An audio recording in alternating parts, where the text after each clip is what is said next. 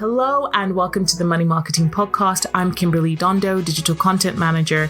And in this week's Weekend Essay podcast, we have editor Tom Browne as he unpacks a recent spat between Monty Python legends Eric Idle and John Cleese, revealing insights into their history of conflicts and shedding light on financial challenges faced by Idle at 80. Take it away, Tom. Last week, a distressing spat erupted on X, formerly Twitter. Distressing, that is, for those of us with a fondness for classic British comedy. The row was between ex-Monty Python stars Eric Idle and John Cleese. The first salvo was launched by Idle, who said of Cleese that he bullied Jonesy, Python member Terry Jones. I always felt ashamed that we did nothing. When asked by his followers if Cleese was really a bully, Idle replied, "Totally, still is," before adding, "I haven't seen Cleese in 7 years." This prompted another to say that it made him feel sad, to which Idle replied, "Why? It makes me happy." Not to be outdone, Cleese responded by writing, "We always loathed and despised each other, but it's only recently that the truth has begun to emerge," although he later claimed this was a joke. Given Monty Python's reputation as serial bickerers and wind-up merchants, it's probably best to take this latest flare-up with a pinch of salt. Indeed, the group had its first serious rift way back in 1973, when Cleese walked out of their hugely popular TV show. Michael Palin's candid diaries, meanwhile, are full of complaints about Graham Chapman's drinking and Cleese's overbearing nature. The climax was probably Cleese's deadpan eulogy to Chapman at his memorial service in 1989, which contained the immortal line, "Good riddance to him, the freeloading bastard, I hope he fries." All good fun and games. What is serious, however, and the revelation that sparked the original row, is Idle's claim that he still needs to earn money at the age of 80. "I don't know why people always assume we're loaded," he wrote.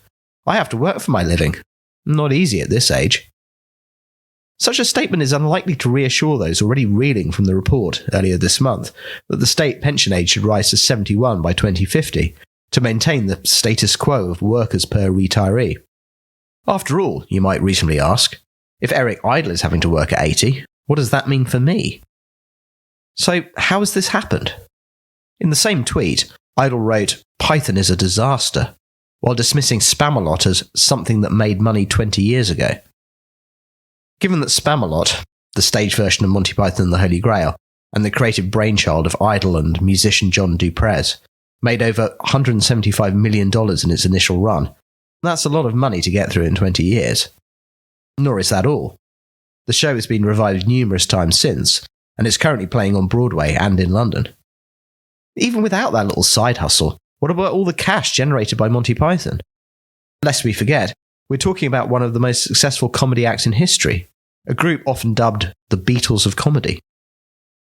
According to Idle, "We own everything we ever made in Python, and I never dreamed that at this age the income streams would tail off so disastrously." This he seemed to blame on manager Holly Gilliam, ex-Python Terry Gilliam's daughter, writing, "I guess if you put a Gilliam child in as your manager, you should not be so surprised. One Gilliam is bad enough. Two can take out any company." Whatever the truth of these allegations, and Cleese, with the apparent support of Michael Palin and Terry Gilliam, has robustly defended Holly, it's a pretty rum state of affairs. But above all, it stands as a cautionary tale that even the most apparently prosperous and successful people can fall victim to poor financial planning and decision-making.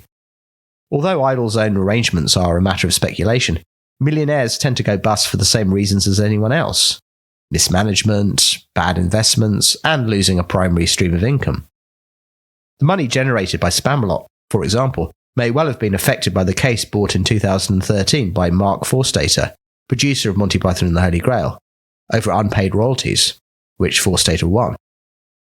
As for Monty Python, Idle himself has admitted that although it still generates some cash, it's not enough to keep me on the beaches. The takeaway? If things dry up, you'd better be prepared.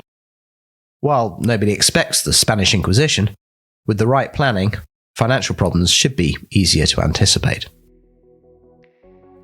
Thanks, Tom, for another illuminating weekend essay podcast. We do hope that you enjoyed it. Please do keep up to date with all our new releases via Podbean, Apple Podcasts, Spotify, and everywhere else you get your podcast from. You can also keep up to date with all our new content published on the Money Marketing website, as well as our print edition, Money Marketing Magazine, so make sure to subscribe. Follow us on Twitter, LinkedIn, Facebook, Instagram, and Threads. See you next time.